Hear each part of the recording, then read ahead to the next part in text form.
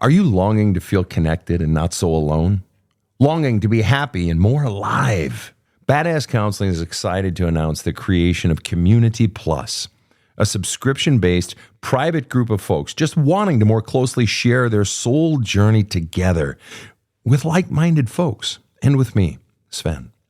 For a monthly fee, you'll get bi-monthly live Q&As with me, Sven, giving you a better chance of getting your own questions answered. A private community feed for you to post pictures, successes, struggles, joys, even the occasional cat picture, creating greater connection and help for healing and growth. Random drawings for free small group sessions and drawings for private coaching sessions with me. Priority access to becoming a guest on the Badass Counseling Show podcast. Unlimited access to my DIY video courses, Healing the Soul and Unleashing Your Greatness. And so much more. Community Plus is for people serious about their soul journey who want real growth, real help, real laughter, real connection, and true community. Join us now at badasscounseling.com. From the New York City area, welcome to the Badass Counseling Show, where the master badass himself, Sven Erlandson, takes you deep and gives balm for the soul, baby.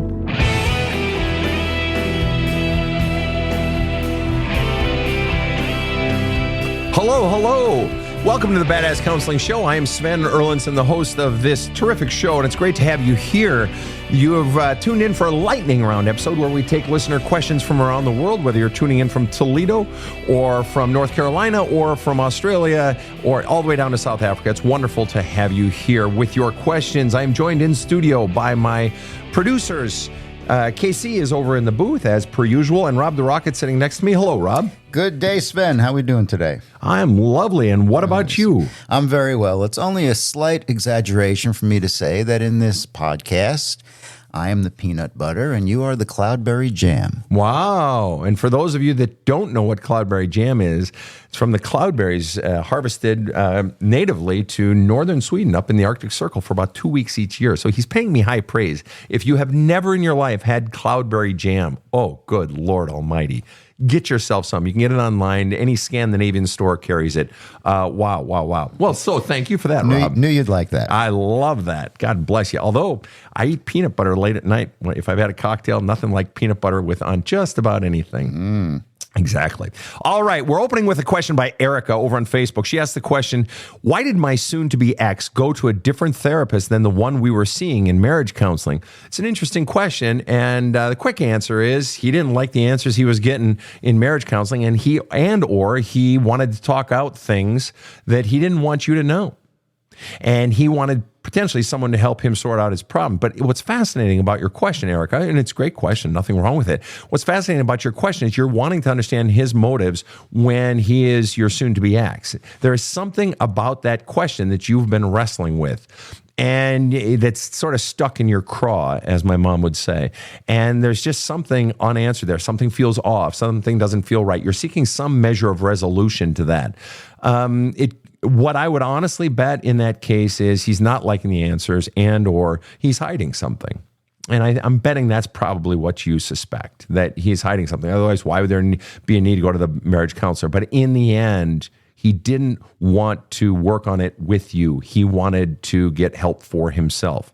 So that was the evidence of the breach in the relationship, that he had no desire to mend the relationship that he was carrying on. He was executing a completely different plan, and it hurts. And it hurts, especially if you were the one really wanting it. Next question. Karen over on Facebook asked the question, 22 years ago of a daughter just rescued from 4-year bad relationship. Whoa. Okay. 22 years ago of daughter. 22-year-old daughter. It says ago. Okay, but we'll go with that. 22-year-old daughter just rescued from, okay. I'm doing my best here, folks. I'll get it, Karen. I'll get it. 22-year-old daughter just rescued from a 4-year bad relationship and is planning to go hike the Appalachians with her, with a male 14 years senior who she met online. She won't listen to rebound advice. Okay.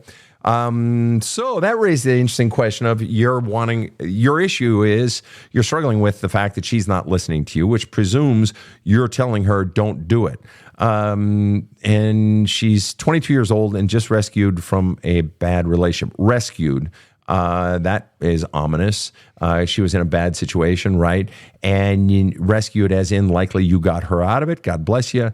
And now she wants to go off with a male 14 years her senior, so a 36-year-old. Never trust those darn 36-year-olds. I'm kidding. Whom she met online. Okay, so all of this is sketching you out as the mom, obviously, and she's not listening to you. And you're wanting advice. And I'm betting the advice you want is, how do I make her listen to me? That you feel like she's in danger, or you feel like this is a bad idea. And I'm wondering, I would actually want to ask you, if we were in person, I would want to ask you, is your bigger fear that she's doing this at all, that she's going hiking in the Appalachians, maybe the Appalachian Trail, or is it that it's with someone 14 years her senior? Because that would actually tell things. You inserted the piece about 14 years your senior, or maybe you just don't like the whole thing, which, if we're being really honest, that may be actually why she's doing it. She may be doing all this in part because you don't like it. And I'm not saying that is it. It's just saying sometimes that when kids, especially when young, but not necessarily only when young, if the child feels that they just want to live their own life and they want to do it their way and just want to be free to live, or they just want to go enjoy love, they don't always listen to parents. I know I didn't. And that could be it. And it's hard to be forced to let go, which is fundamentally what she's doing. She's basically, in her own little way, saying, fuck you, Mom, I'm going to live my life my way. And perhaps you are feeling like, well, wait, I just saved you. You should listen to me. I know it's best for you, and you don't. And she's saying, no. She's saying no. I'm going to do this. And maybe she'll get in another bad situation, or maybe it'll go well. Maybe it'll be like a lot of relationships. It'll just fizzle out. I mean, we've all gone through fizzle out relationships and so forth. And sometimes when we leave things alone, sometimes they sort of sort themselves out with kids. Rob, you look like you want to say something here. Well, you're very perceptive, Sven. Last night, I actually had a long conversation with my 41-year-old son, and it was a rather deep conversation about a number of topics. And I said to him at one point towards the end, I like to find out what's going on with you, but I'm uncomfortable prying. I don't want to appear like I'm meddling. Mm-hmm. And he said to me, you're not a meddler. Interesting. And that was good to hear. And he also said, I like you because I love you, he said, and because you're a conventional thinker, and I need that consistency. Interesting. He said, which isn't 100% complimentary. He says, but I like it. And the application of that here then is? Well, just be consistent and don't meddle. I like that. That's a good message. It's got to be hard as a parent, Karen, to not meddle when you've just had to rescue her from a bad relationship. But I tend to side with Rob, generally speaking, that it's one of the things that happens, and until something goes bad or is going bad, one of the things that happens is when we stay out of our children's lives, that's often when they come to us most. Not immediately. But I know my mom, she actually said to me, I don't know if she said it to my siblings, but she said, you're an adult now. I'm here. If you ever need counsel. Dad said it too. If you ever need counsel, I'm here. Otherwise, I'm not going to intrude or whatever. And there were times where I wish maybe they had asked something, but most of the time I was just grateful because it was such a show of respect. But you're struggling right now, Karen. I know you're struggling right now because you had to save her, and you have a lot of fear. And so what you need to do for your own sanity, Karen, is you need to flush out all of that pain and all of that fear, and maybe even anger at her for not trusting you and taking your advice on this when you just saved her from that one. But you got to flush all that out. Otherwise, all that anger and that fear is going to consume you. All right, next question. Rob's got one over on YouTube. Yes, indeed, Sven. This is from Susan, who says, and this is some fine points here. How do I stop being affected by rude, attacking, accusatory texts from my ex-husband when I'm just communicating about basic needs of kids? How do you stop reacting to it? Well, the first thing is you're reacting to it. I'll play the ball as it lies. I'll answer your question first, and that is, how do I stop reacting to it? All of that rudeness and accusatory stuff is layered on top of all the shit that he's done to you prior to this, such as when you were married and so forth. And so it's all stacking up inside of you. And basically it's like there's this big mountain of dog poop inside you, and rocks and crud and mud and maggots, and you've got to you've got to shovel that out of you, right? Whether through counseling or talking it out with your best friend, or as you guys have heard me say a million times, journaling and so forth. You have to be getting that out of you. Otherwise, every time he says something new, it's triggering. It's igniting all the smells and nasty feelings from all the stuff he's done in the past. So the past is making the present worse. And that's why we do this work. We get all this stuff out of us so that we're not as easily triggered. But then the other thing you have to think about is what further parameters can you put in place to not have so much of his crap coming into you? Further, do you need to take legal action is part of it, but also maybe skipping his texts or somehow simply standing up to him and keep standing up to him. And he's wanting to beat you down. He's wanting you to feel shitty. He's wanting to manipulate you. He's wanting to fuck you over in every way possible. His actions are clearly saying that. It's not true with every ex, but it's obviously true in this case. He's wanting to hurt you, so he's winning. He's winning. And so what you have to do is you have to be about, it's unfortunate that it has to be this way right now, but very often what I have seen in cases like this where it happens, and I've experienced this myself, when this is happening, you stand up for yourself, you keep standing up for yourself, and over time, and this isn't always the case, but very often the case, it dies down. They get on with their life, especially when they know it doesn't affect you. But as long as he knows it's affecting you, he's going to keep fucking doing it because he wants to fuck you up. He wants to hurt you. This is malice. And as long as he's getting the win and getting you all cranked up every time, he's winning. So the best thing you can do is be flushing all of that out in your own time. Not at the moment, but in your own time. And in my book, There's a Hole in My Love Cup, I not only talk about journaling and writing letters you don't send, but I teach other tools for how to be flushing that out, both ahead of time, after time, and even in the moment as well. But you have to be about the business of getting that out of you. Otherwise, he owns you. He just fucking owns you, and he's loving it. And I know that's not what you want. Next question. Jenny asked the question on TikTok in all capital letters. So she really wants me to, okay. Can you be friends with an ex-lover you have no intention in ever being with? Can you be friends with an ex-lover you have no intention in ever being with? My answer is yes, with a caveat. Okay. I have dear friends who are friends with ex-husbands, ex-wives, ex-lovers.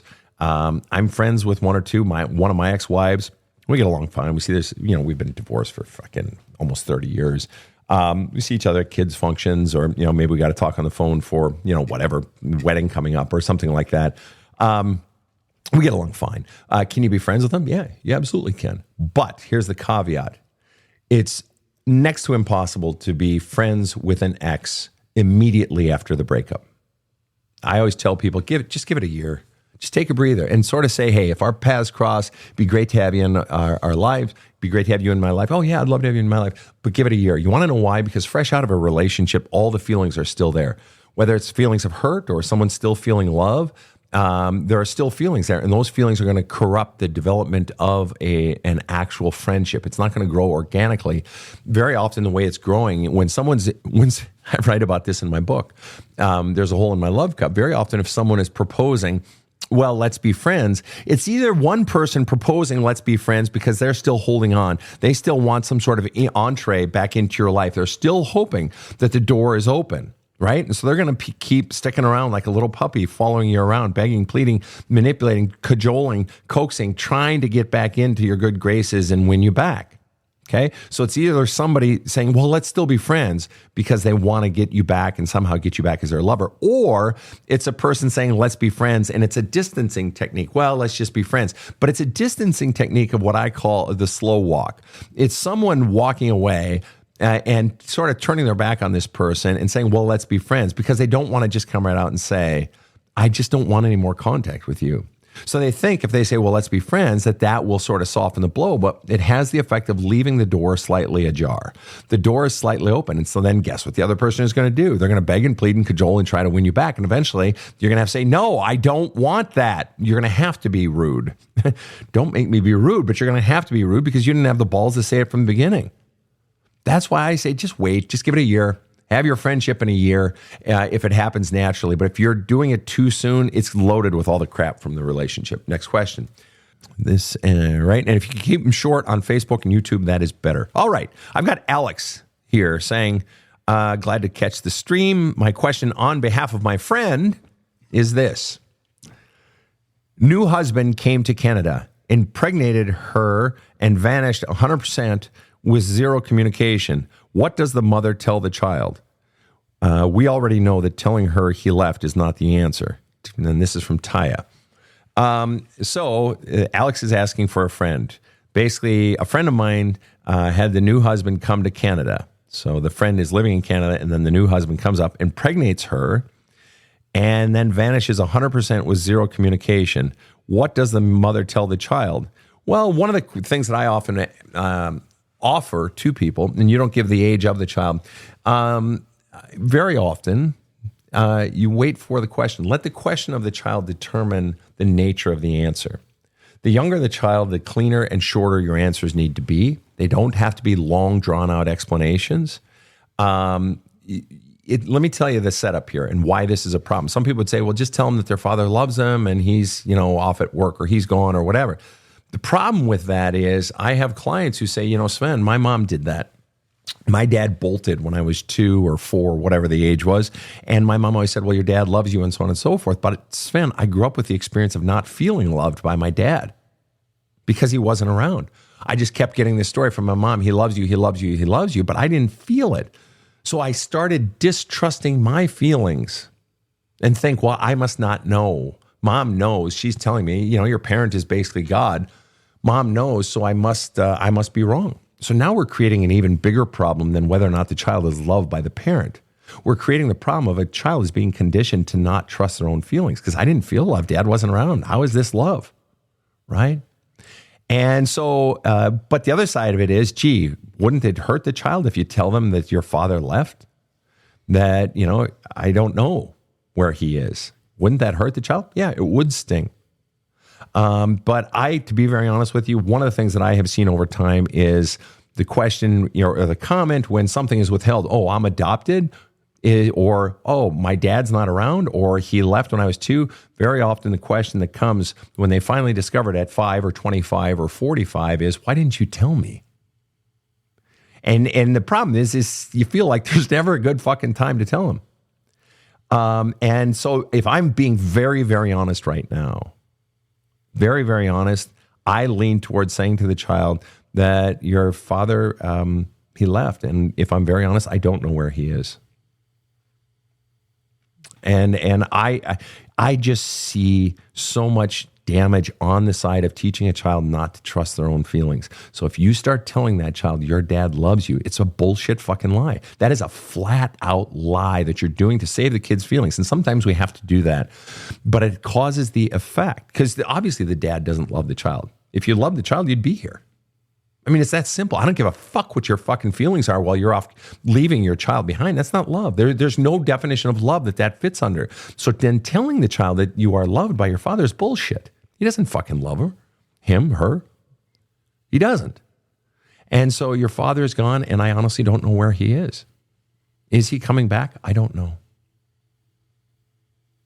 And honestly, I just think that, and again, what age are we talking about? This is the bigger question here. Rob, you want to weigh in on this? I have a very similar question with a twist, if Go ahead. you're ready for it, on the same general topic from Anna on YouTube. Young adult kids asking a lot of relationship questions. Do I tell them the truth about their dad's cheating? I don't want to hurt their already fragile relationship with him. And wait for it, Sven, we are still married. Oh, okay. The lot going on there. So I'm shifting away now from the piece up in Canada. I'm a fan of telling the child, but as just in the manageable bites, equivalent to the question being asked by the child. Now, up to this one regarding, dad cheated. Basically, young adult kids are asking a lot of relationship questions. Presumably, they're asking about your relationship, I'm assuming. Or their own. And you're wondering, what should I tell them? And I don't want to, the most troubling statement in your question is, I don't want to harm their already sort of tenuous relationship that they had with their father. Got to ask, why are you protecting that relationship? Is that your responsibility? What are you trying to control? You're trying to control it. You hear that, right? That I don't want hurt their already basically fragile relationship with their father. I understand not wanting to do damage, where it's not necessary, but it's coming off as you're trying to control that so that they can have a nice relationship with their father or think their father loves them, or you're protecting their father. Why are you trying to protect that relationship? And I'm not saying it's inherently bad or inherently good. I'm just curious what your motivation is. What's the fear driving the behavior? Because anytime we're trying to control something, it's fear driven. You fear something happening. Now, it could be that you fear them cutting their father out of their lives, or you fear, their father being mad at you or something, as if it's your job to fucking protect him. Well, if they have such a fragile fucking relationship, that's on him. That's not your fucking responsibility. But the bottom line is your fears are causing you to attempt to control your kid's relationship with their father. And you've got to work on letting go of that. And the way you work on letting go of that is by going into where your fears are really coming from. But you're asking the question, should I tell them about their father's cheating? Is it pertinent to the conversation? Are they asking? Unfortunately, I made the mistake when my kids were young of not defending myself after the divorce. And so all sorts of stories were told about me that simply were not true. And she attempted to divide and turn my own family against me, not just pour poison into my kids' ears. And so the effect of that was we had a hard time. My kids and I, we had a fractured relationship for many years. And a part of me wishes I would have at least stood up for myself. But then in their 20s, I did tell them one or two things about my ex. And did it change perspectives? Maybe, maybe not. I don't know. But it's just like, okay, this has to come out at this point. But it's fascinating that you are, and then there's one more piece. Forgive me for asking the obvious question. Why you still, it's okay that you are. Why are you still married to someone who's cheated on you? She says, I feel guilty for ignoring the red flags years ago. They deserved a better dad. Yeah, and you can feel guilty, but the truth is, years ago, when you ignored the red flags, whether you even saw them or not, but okay, so you ignored them. And I don't think there's a person listening to this show who isn't guilty of that at one point or another in their life. But if you ignored them for a reason, I bet when you look back on where you were at in that stage of your life, you were struggling, you were going through a hard time. And right, you had your own internal shit going on. So of all people, you more than anyone understand what was going on in your life. You understand the pain that you were in. So you of all people should have compassion on that person that you were back then. You don't need to beat her up. Okay, you made some mistakes. You need to flesh out your pain, your anger, your guilt, your shame. Yeah, so they deserve a better dad. Fine. But that's not your problem. That's his problem. And it's not because you chose him. You were in love, all right? We've all done that, okay? But now you've got decisions to make, and you got to make the decisions. And I understand you feel guilt, and let yourself feel it. That's okay. And flush it out. But then it's time to move on. You did what you could, and now you're attempting to remedy and rectify the situation. All right. We'll have much more to come right after this short break. I've read so many self-help books, and I always get something good out of them. But when I dove into There's a Hole in My Love Cup, well, it changed me. I cannot recommend this book highly enough. My copy is very dog-eared and highlighted. Thanks, Sven, for writing it. I love There's a Hole in My Love Cup, and believe you will also. Order your copy at badasscounseling.com. This show provides soul counseling intended to entertain and inform, and is not medical advice.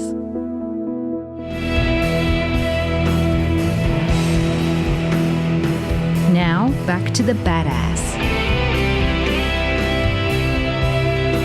Hi, guys. We're back. I'm getting comments, some feedback on the question where someone asked, should we tell the child, should my friend tell her child that the father flew the coop, impregnated her and flew the coop? Should I tell the child? We never established what the age of the child was. The person might have put it up on the feed, but I've got 3 feeds going, and I just can't track it. One person said in all capital letters, do not tell the child is too young, but I didn't have an age when I was answering it. The person didn't give me an age. But then Robin Bailey comments here, and she says, you're right. Regarding my comments, sort of taking the opposite side. So people having different opinions on this. But Robin's saying, because I was adopted and my mom didn't say anything until I was 5, I wish she would have just said, your parents are gone and I'm sorry and I don't know where they are. Okay.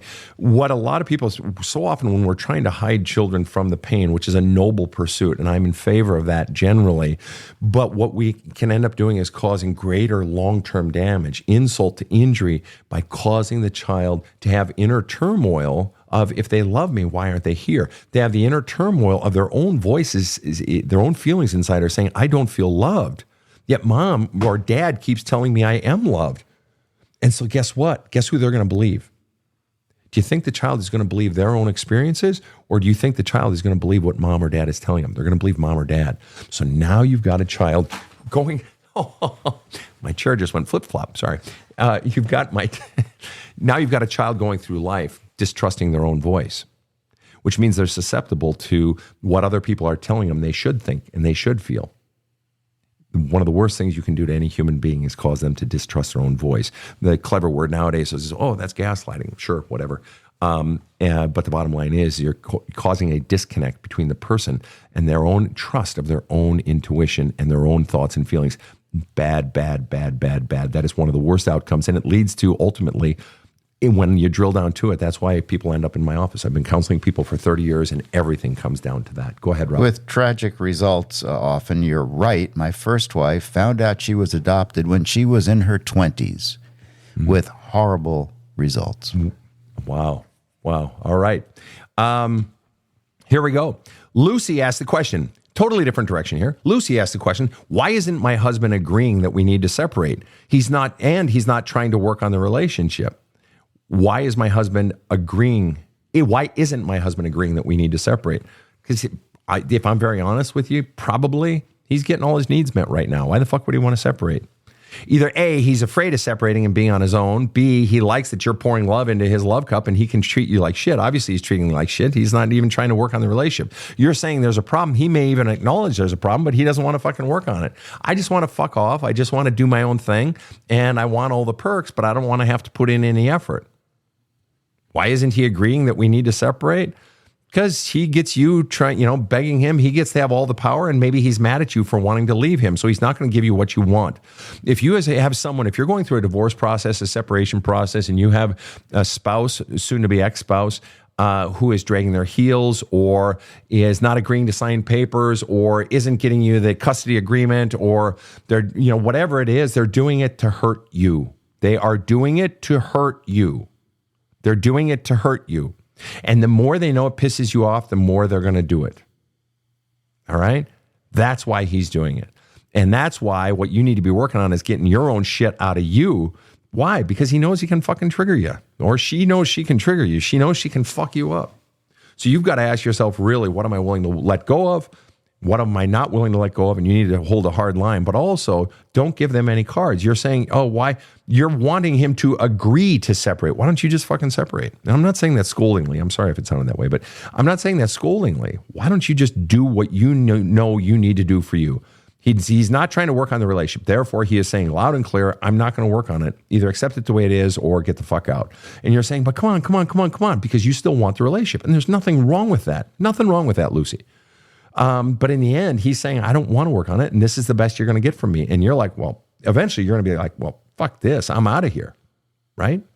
And but he doesn't agree to separate, so don't wait for his agreement. Just separate, get on with your life. He has no interest. And I almost wonder if you're wanting the separation as to sort of jolt him to finally put more effort into the relationship, because clearly you wouldn't need to work on the relationship if your needs were being met. Your needs in the relationship are not being met. Otherwise, you wouldn't go to a therapist. And he doesn't give a shit about meeting your needs. That's why he's not working on, that's what he's fundamentally saying by not going in and working on the relationship. He's saying, I don't care about what you say you want. How much clearer do I have to make it to you, sweetheart? I don't care. I'm getting my needs met, or I'm fine just coasting. Fuck off, leave me alone. That's what he's saying. You're saying, well, either work on it or agree to separate. And he's like, no, I'm not going to do either one. I'm not going to do a goddamn thing. And this is his petty little 8-year-old way of saying, fuck you, fuck you, fuck you, mommy, fuck you, mommy, fuck you. You won't give me the cookies? Fuck you, fuck you. That's what he's doing. He's being a petty little bitch. And he knows it hurts you. He knows he's causing turmoil in you. And it sucks to be dealing with a fucking child. And I've been a child before like that. I have. And I've had people be a child with me. And it sucks. It sucks being that person who they're doing it to. But at some point, you just got to move on with your life.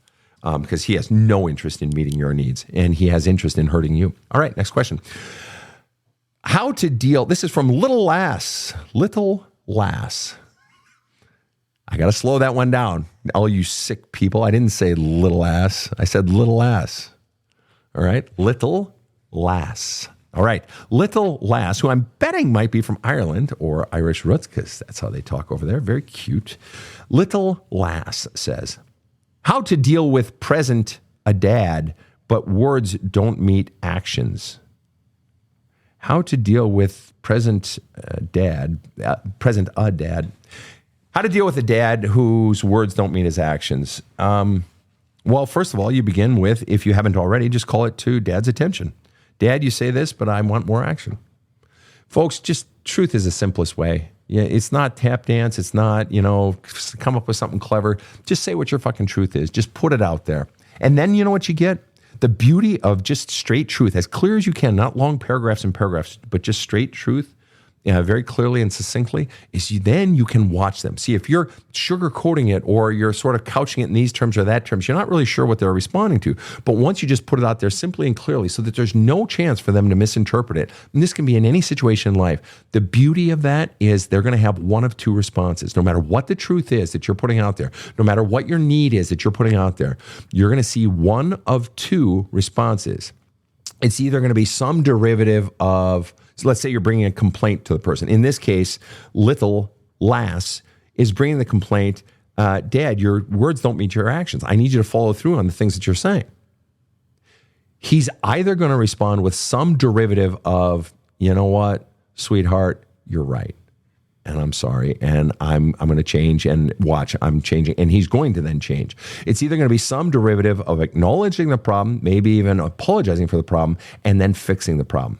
So that's a derivative of, I hear you, you matter, and I love you.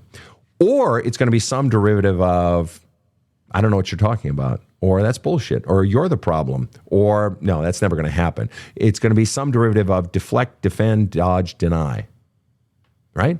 So whatever the words are, it's either going to be in the food group of denying it, deflecting it, and dodging it, or the food group of accepting it.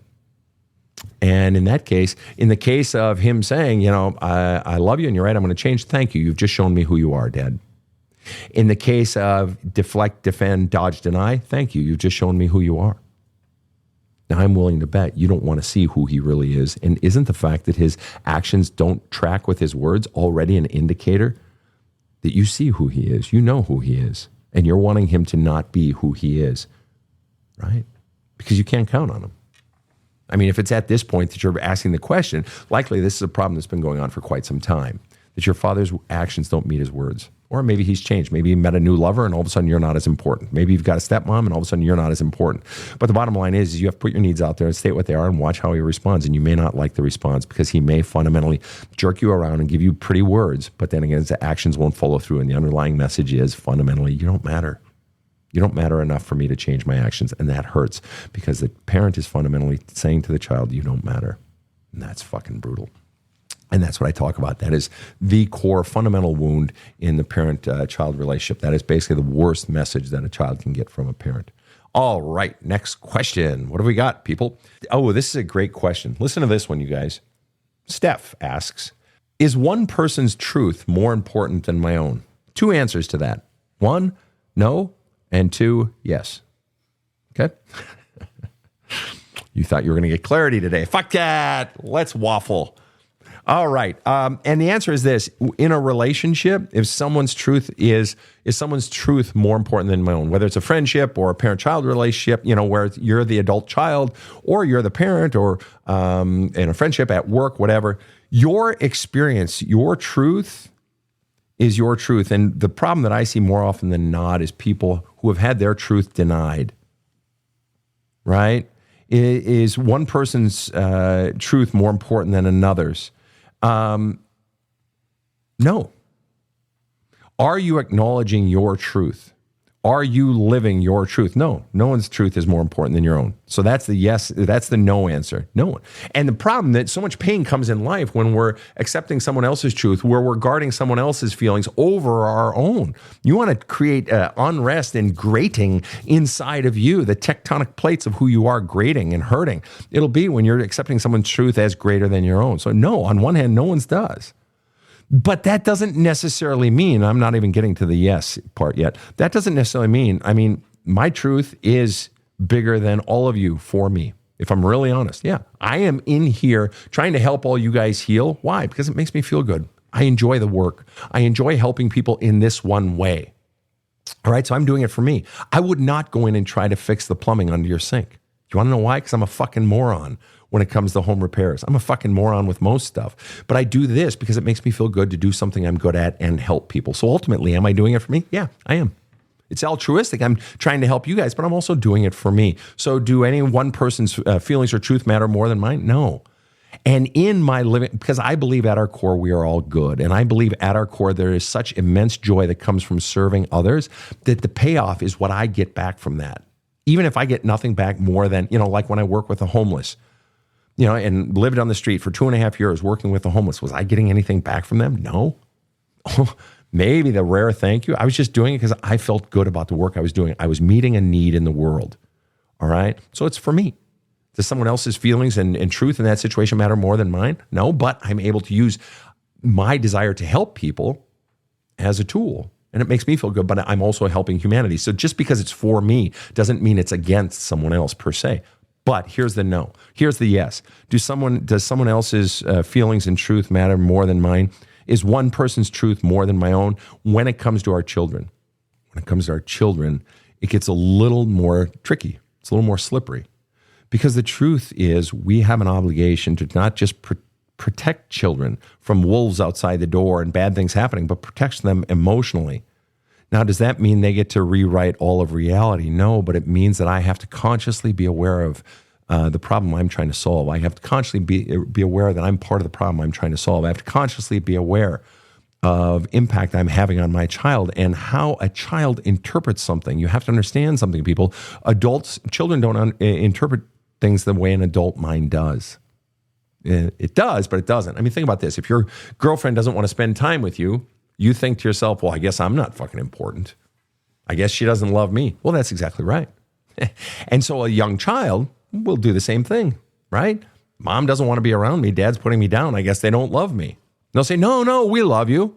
Oh, now we've got dissonance inside, don't we? Your pie hole is saying one thing, but your actions are saying something different. That child's feelings and how that child is interpreting it isn't as important as the message I'm conveying. And this is what I believe to be the biggest shift that I have continued to see over the 30 years of my work in this field, and that is becoming more in tune to the messages we are sending to children. Not that runs the show all the time, but being aware of the fact that just because I'm intending to send message A doesn't mean that the child is receiving message A. They may be interpreting it as message X. Okay. And so is any person's truth more than your own? At times, yeah, especially with children. And at times, so for instance, and the classic example of this, now hear me on this. This is such a great question. I'm glad you asked this stuff. Hear me on this. Your child comes to you when, let's say they're in their 20s, and they say, Ma, you're really fucked up. Some ways. I love you, Ma. You were great in X, Y, and Z, but you really hurt me when, B, Q, and R happened and you did this or you failed to do that. And then I'm thinking as Ma, if I'm Ma, I'm 55, let's say. It's like, wait, that didn't happen that way. Oh, that's not true. No, I didn't do that. And then I go to defend myself. Now, maybe I defend myself because I have a different recollection of the facts. Now, I don't know about you guys, but I'm 57. And my memory started to go a little bit in my late 40s, little bits and pieces. You forget stories. You accumulate so many fucking stories. Do you always remember it? No, but when my kids came to me and they said X, Y, or Z happened, I'm like, in my head, I'm like, okay, let's see. You're in your 20s. You are far more likely to have a better memory than I do in my 40s or 50s. And the fact that you're bringing it up, I trust the integrity of my children. It's probably true. And so it's like, so now we're stuck. Even if I have a different memory, or I don't remember that happening, doesn't mean it didn't happen. It just means my memory doesn't remember it, but their memory does. So who's right? Well, in the end, who gives a fuck? Is it about being right? Or is it about, gee, if I just fucking own this, concede fault, I set them free of this burden. See, every time we hurt children, we're putting a rock in that bag on their back. Anytime you're hurting anyone, it's like you're taking a rock and you're putting it in a big burlap sack on that person's back. And so a child who grows up being criticized or neglected or put down or undermined or questioned or doubted or all these things that cause them to disconnect from themselves or cause them pain is like one more rock in there.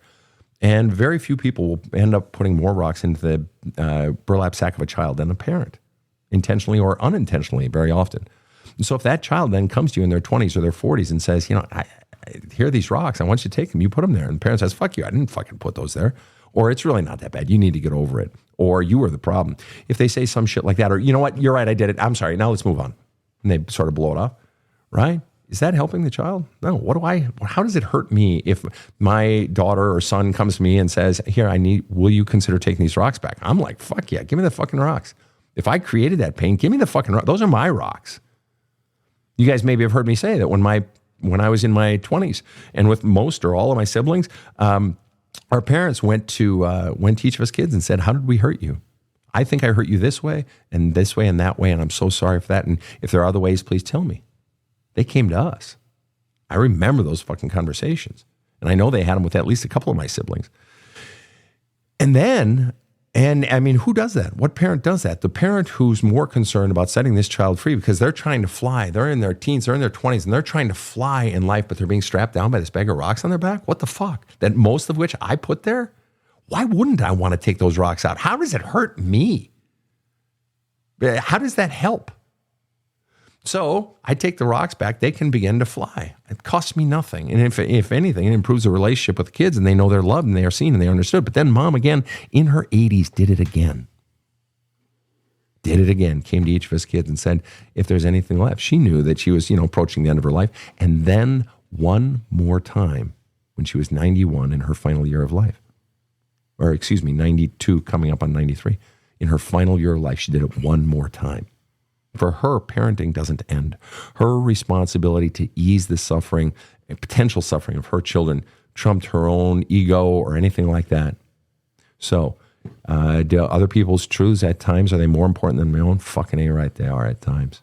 Rob, you got something to say? I'll tell you for sure, the burlap sack came out last night when I was speaking to my son, and he's very grateful, and it made me feel good. Mm-hmm. So it works miracles both directions. I agree. I've got someone commenting here, but what if the truth is far from the real world? Who gives a shit? I mean, if your kid is in their fucking 20s or their 40s, it's not just kids in their 20s. I see this with clients in their 30s, 40s, 50s, 60s, and they fucking remember it. And the parent's like, nope, didn't happen. See, I see it on the opposite side. I see so many fucking parents saying, didn't happen. Nope, I didn't do that. Nope, you're wrong. No, you're the problem. I see that shit. And I fucking hate it. Just own your fucking shit. And there's so many parents saying, well, I did my best. Really, did you? And I'll say to the client, your parent says they did their best. Yeah, they say they did their best. I say, so all these things that you told me that they did or didn't do, they're true, right? They say, yeah. Okay. And I say, did they ever treat anyone else differently? Oh, yeah, of course. Dad was different towards my brother. Or, mom was totally different among her friends. Or, at work, dad, yeah, of course, dad treated his boss differently, or dad treated his customers differently, or what have you. Mom treated her patients differently, for sure. Of course they did. So then they didn't do their best with you. Client looks at me like, what the fuck are you talking about?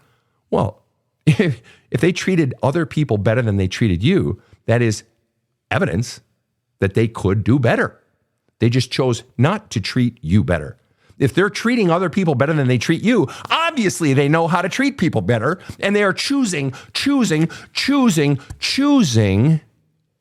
not to. Oh, did they do their best? Furthermore, have they atoned for the pain they caused? Have they atoned since then for the things they've done wrong?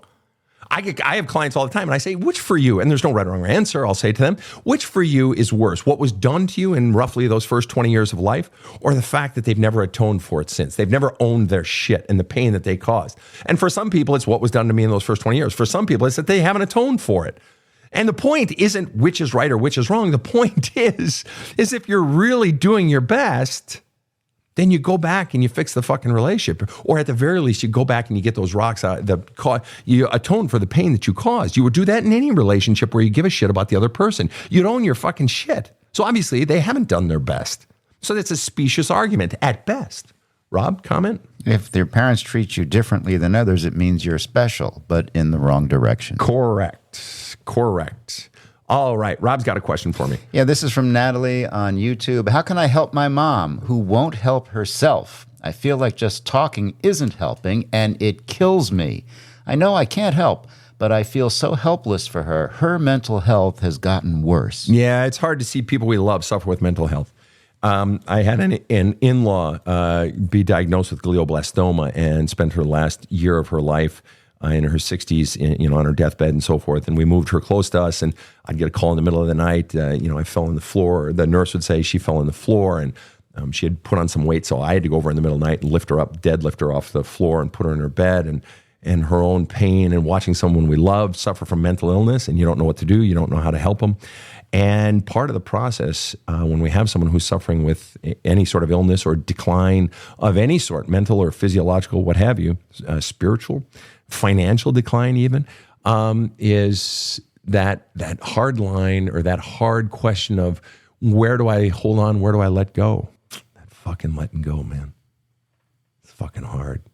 When you love someone, letting them go, knowing you can't save them, or they don't want to be saved. They don't want to be helped. And so what you've got to be flushing out of you is the pain and the sadness of letting this person go. But you talk about that this is your mother, right? So the other thing you have to be letting go of is it or what that you need to be looking at and perhaps letting go of, is it possible that you're still wanting something from your mother? Is it possible there's some unmet need that never got expressed or never got, met? And that it's not just that you're losing your mother and you can't help her or she doesn't want to help herself. It's that you're also losing the hope of you getting some need met. And if so, in your journaling with yourself, you need to be writing down what precisely that need is, what the sadness is, and what the fear is if I don't ever get that need met. What are you really losing? Maybe it's confirmation of your worth. Maybe it's ever hearing those words from your mother, honey, I love you and I'm proud of you, whatever it is. And the fear that how could I possibly go on with that hole inside of me, never knowing if my own mother didn't love me enough to ever say she loved me, whatever it is. But it's not just letting go of and seeing someone you love wither away. It's also, what am I losing along with it? And it's not a selfish thing to ask that question, because that question is at the root of what's really vexing your soul and is causing up this upheaval of all your own emotions. But all those emotions, you have to be about the business of flushing them out. I'm going to take just one or two more questions here. Here we go. Ryan says, this is a good question from a guy here. Hi, Ryan. Over on TikTok says, how does one open up and show my feelings before I lose my family? Where does one start? Oh, that's such a beautiful question. Ryan, I love you so much for asking that question. Coming from a guy, it's just such a beautiful question. Anybody, but especially a guy, because we're so fucking taught to keep that shit down and, the tough guy bullshit, all that crap. There are times in life where we got to be tough, but as you're discovering, there's times in life where you got to fucking learn to be soft and kind, because people, the ones you love, want to connect with you. They want you to open your heart, okay? And you're asking, where do I start? How does one open up and show my feelings before I lose my family? To be very, very honest with you, Ryan, I'm going to say this first. I wrote my book to walk you through that exact process. I'm not trying to sell a fucking book here. I'm just trying to tell you, dude, I created it precisely for this, to walk you through the process. And enough people on here say, yeah, it's helped them. There's a hole in my love cup, okay? But here's the bottom line is the reason you don't show your feelings is because you were conditioned to not show your feelings as a child. Either it wasn't safe, that when you showed feelings, you got hammered, criticized, shit on, undermined, taught to distrust your feelings, as we were talking about earlier in this lightning round, or you're conditioned that your feelings didn't matter, so it wasn't safe, or your feelings didn't matter, or whatever the case. The bottom line is you've gone through life not expressing your feelings, or you've taught that you aren't a man if you have feelings and bullshit like that. And so you've got the feelings in there, but in part you say, where does one start? How do I open up and share my feelings? You have no fluency in it. It's like if you've never ridden a bicycle before and you get up onto a bicycle or a motorcycle, it's just like you're probably going to wipe out a few times because you don't know. It's just you've never done it before. So there's that lack of familiarity. But it's also, how do you even access that, what your feelings are, and what's blocking your access to your feelings? Because they're all inside of you. They never went away, Ryan. Your feelings aren't gone and you got to go find them. They've been inside of you the whole time. But what got packed on top of them was all this messaging that you don't matter, your feelings don't matter, or it's not safe for you to let your feelings out. So then what has to happen is all the crud that's packed on top of all those feelings, that crud has to come out, which is what I'm really in the business of doing here with you folks, is helping you get all the shit out of the way so that you can access your authenticity, your truth, your real feelings. And how do you do that? by going into your story fundamentally, which is what the book is for. There's a hole in my love cup to help you begin to unpack your story of what the origins are of you learning to live in fear of your feelings or expressing your feelings, of what the origins are that taught you your feelings didn't matter. And this is not a fucking process that has to take forever. And this is one of the biggest things I want all you guys to understand. Healing and growth and moving from a state of deadness or stuckness or loss to a state of aliveness is not something that has to take forever. This does not have to be a long process. I coach people, counsel people through this all the time. The speed, the velocity of the work is determined by the depth, how deep you go. Do you have the courage to go down to the true origins, go down to the true bedrock of who you really are, go back to the true sources of your pain and where they originated? And the more you begin to track that and flesh out not just the feelings that go with it, but the fears and the bullshit beliefs you were taught about yourself, the more you do that, the faster you accelerate the healing and the growth process. So to be totally honest with you, Ryan, I've created 1,000+ free videos here on social media. All of them are designed to, in one way or another, from one angle or another, to help you go down inside of yourself. I recommend getting a pad, a pen, and a paper and start just fucking writing out, even if it's just your thoughts. I'm so pissed today because my boss was being a dick and I couldn't fix that diesel engine because I was missing the parts that were supposed to have shipped 2 weeks ago from Japan, and I'm still waiting on them. And my wife's being a fucking pain in the ass, and I guess I'm kind of being a pain in the ass too. And writing out everything, start there. And eventually, feelings are going to come up. Even if it's just feeling pissed today at your boss, write about that. My boss he said these words, and if I'm really honest, it kind of hurt. I worked my ass off. I tried. And I felt like I was being judged unfairly, and write about that. And the more you start with even the teeniest, tiniest little feeling, then another one's going to come, and you can write that one out and flesh out. And the more you are engaged in the act of fleshing out feelings, and especially if you use the book as in tandem with that, it's going to accelerate the process. But the more you get in the business of fleshing out your feelings and what those feelings and actions were conveying to you about your worth, the more you're fleshing out all of that stuff, the more it's going to accelerate, and you're going to be more in tune to what is going on inside you. But Ryan, you start small. You just fucking start small, and it will grow, and it will grow, and you're going to get better at it. And it doesn't have to take forever. I know it feels intimidating, and I know the idea of touching all those fucking feelings is like, whoa, I don't know if I want to do that. Well, you're being confronted with it right now, Ryan, the price if you don't. And I know you don't want to lose those people that you love and lose your family, and this is the price. The price is to finally sort of become a member of the human race, and that is to find my feelings, acknowledge their significance, and begin to feel them, because you were taught your feelings don't matter. And that was one of the biggest lies you were ever taught. So you've stuffed them down. That child stuffed them down to keep them safe. But all those feelings that you felt were responses to the things that were being done or not done around you in your life. So that was your authentic self. So all of those feelings are your authentic responses to stimuli going on around you and happening to you. Your authentic self is those feelings. The feelings aren't bad. They're the real you. Just sometimes it hurts to feel them again. But the more you bring them up and give them an egress point, giving them an exit, the lighter you become. And you're going to discover that your family begins to see the difference. Ryan, get the fucking book. Just trust me. Get the book and do the work in the book. All right. One last question. Rob, you got one? Yes, this is from Divergent Crafter on YouTube. I have CPTSD and have done multiple therapies, self-work, and journaling, but it feels like no matter how much work I do, I am in pain. Is there just a time you just have to accept the pain will always be? Well, you can. You can if you want to. I personally, in my belief system and in my 30 years of my work with other people and having had to get myself out of a 12-year suicidal depression, I don't believe it has to be a permanent state. I'm not talking about physiological pain. I don't know anything about the human body and physiological pain. So if you're talking about chronic back issues or something like that, that is not my field. I'm not touching it. But if you're talking about pain of the soul, yeah, I don't believe that any of that has to be permanent. I believe there are truths down there that you just haven't found yet. And despite all the work you've done, clearly you've done a lot of work, and I respect you for that. A lot of people don't even want to do that. Ryan, who I was just talking to, he's just getting started on that. But there's something down deeper there. There is, and you just haven't found it yet. Again, this is where I insert, just do yourself a favor. Start reading the book, because it's going to take you down there to the shit you can't see yet. And once you do, we just taped an episode of a counseling episode of the podcast here right before we were taping this. And woman was saying, Sven, you just by the reframing and seeing different questions and looking at things differently, and these questions that you're asking me, it's like pieces of the puzzle I had never seen before. And Sven, I've been working on this equation in my life for 42 years trying to figure it out.